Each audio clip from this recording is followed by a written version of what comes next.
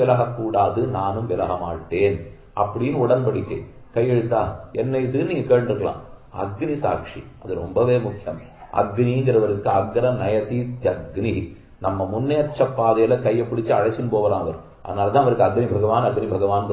கல்யாணத்துல அக்னி ஆவாகனம் பண்ணியாச்சு, அவருக்கு தான் பிராதானியம் இருக்கணும்.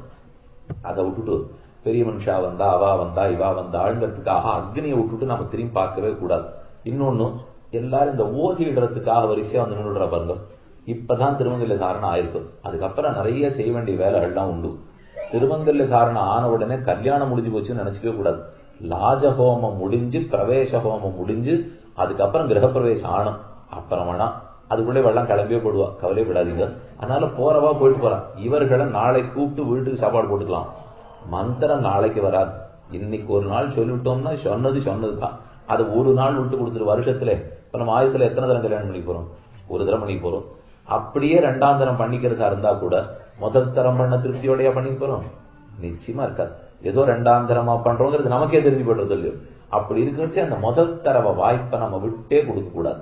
தர்மசாஸ்திரம் எப்படி சொல்லியிருக்கோ அந்த மந்திரங்களை தெரிஞ்சுட்டு ஆனந்தமா சொன்னால் வாழ்க்கை கண்டிப்பா ஆனந்தமாகத்தான் இருக்கு. அப்படிங்கிறத நாம புரிந்து கொள்ள வேண்டும். அதனால இங்கேயும் இப்ப ராமனுக்கு சீதைக்கு சப்தபதி ஆயிடுச்சுன்னா அப்புறம் பிரிவுங்கிற பேச்சுக்கே இடம் இல்லை. ஒத்தருக்கொத்தர் பிரியாமல் சேர்ந்து வாழ வேண்டும். எத்தனை இன்னல்கள் வரட்டும், வர்றத சந்திச்சுத்தான் ஆகணும்.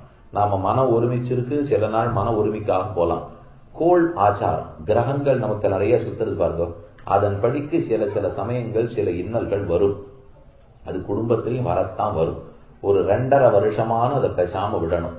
அதை ஊதி கிளறென்று இருக்கவே கூடாது. முதல்ல சிலது வாழ்க்கையிலே உயர்வு தாழ்வுங்கிறது நடந்துதான் தீரப்போகுது.